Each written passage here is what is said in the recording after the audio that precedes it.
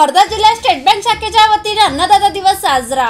वर्धा जिल्ह्यातील अलीपूर येथे भारतीय स्टेट बँक शाखेच्या वतीने अन्नदाता दिवस मोठ्या उत्साहात साजरा करण्यात आला। यावेळी अध्यक्षस्थानी शाखा व्यवस्थापक शाहू, फील्ड ऑफिसर कुमारी भारती मॅम उपस्थित होत्या। भारतीय स्टेट बँक शाखेच्या वतीने अन्नदाता दिवस गावातील शेतकरी बांधवांना शाल व श्रीफळ देऊन सन्मानित करण्यात आले व गुण गौरव करण्यात आला, जे वर्षभर शेतामध्ये काम करत असतात।